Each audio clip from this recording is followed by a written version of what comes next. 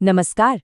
चलिए आज बात करते हैं अंदर की शक्ति और खुद की कीमत पहचानने के कुछ जरूरी सिद्धांतों पर। ये वो बातें हैं जो हमें आज की इस उलझी हुई दुनिया में अपना रास्ता खोजने और अपनी असली ताकत को समझने में मदद कर सकती हैं। आइए शुरू करते हैं। ये एक ऐसी बात है जिसे शायद हम सब आजकल महसूस करते हैं। रिश्ते अब दिल से कहाँ दिमाग से ज्यादा निभाए जाते हैं। ऐसा लगता है जैसे लॉजिक और सुविधा ने सच्ची भावनाओं की जगह ले ली है। तो सवाल ये उठता है कि ऐसी दुनिया में कोई अपना बैलेंस कैसे बनाए। जब बाहर सब कुछ इतनी तेजी से बदल रहा हो तो अंदर की शांति कैसे कायम रखी जाए। चलिए इसी का जवाब ढूंढते हैं। तो सबसे पहला कदम है दुनिया के इस नए नियम को समझना। मतलब आज के रिश्तों की हकीकत को जैसी वो है वैसी ही स्वीकार करना। आज कई लोग भावनाओं की भाषा कम और फायदे और सुविधा की भाषा ज्यादा बोलते हैं।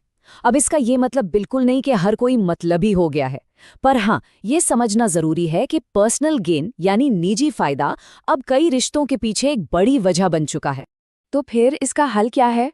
जवाब बाहर नहीं, हमारे अंदर ही है। और इसकी शुरुआत होती है अपनी कीमत को समझने से, अपनी असली वैल्यू को पहचानने से। एक बात है जो हमेशा याद रखनी चाहिए, अगर किसी को बार बार अपनी अहमियत बतानी पड़ रही है तो इसका सीधा सा मतलब है कि सामने वाला आपकी कीमत समझने के लायक ही नहीं है। अपनी कीमत किसी और की मंजूरी की मोहताज नहीं होती। तो इसे अपनी जिंदगी में कैसे उतारें? देखिए, कुछ आसान से सिद्धांत है। अपनी अहमियत साबित करना बंद कर दीजिए। अपनी खामोशी की भी कदर करना सीखिए। जहां आपकी कदर ना हो वहां से चुपचाप निकल जाइए। और हाँ, ईमानदार रहिए, पर इतने भी भूले नहीं कि कोई भी फायदा उठा ले। अक्सर खुद की असली कीमत जिंदगी के सबसे मुश्किल अनुभवों से ही पता चलती है। जिन्हें हम ठोकर समझते हैं ना, असल में वही तो हमें सबसे मजबूत बनाने वाले सबक होते हैं। कहते हैं ना, और बिल्कुल सच कहते हैं कि सलाह के 100 शब्दों से कहीं ज्यादा ताकतवर होती है अनुभव की एक ठोकर। असली समझ तो हमें जिंदगी के मुश्किल हालात ही सिखाते हैं। ये पूरा सफर कैसे होता है? देखिए, इसकी शुरुआत अक्सर एक धोखे से होती है। उसके बाद आती है खामोशी। इंसान चुप हो जाता है, लेकिन इसी खामोशी में एक सबक छिपा होता है और उसी सबक से जन्म लेती है असली ताकत। इसीलिए गलत रास्ते, गलत लोग और बुरे अनुभव ये सब जरूरी हैं। इन्हें नाकामी मत समझिए। ये तो एक गाइड की तरह हैं जो हमें सिखाते हैं कि हमारे लिए सच में सही क्या है। और जब ये नई समझ और ताकत आ जाती है तो हम दुनिया को और अपने रिश्तों को भी एक नई नज़र से देखने लगते हैं। तब हम सीखते हैं सच्चे रिश्तों की पहचान करना। तो सच्चा रिश्ता आखिर है क्या? ये वो कनेक्शन है जहां कुछ भी बोलने से पहले शब्दों को तौलना न पड़े, जहां खामोशी भी समझी जाए, जिसमें एक सुकून हो। ये उन लेन देन वाले रिश्तों से बिल्कुल अलग होता है। यहाँ एक कड़वा लेकिन बहुत ताकत देने वाला सच है। जो सच में अपना है वो कभी छोड़कर नहीं जाएगा, और जो चला गया वो कभी अपना था ही नहीं। ये सोच हमें आगे बढ़ने की हिम्मत देती है। जब कोई दिल दुखाता है तो बदले का ख्याल तो आता ही है ना?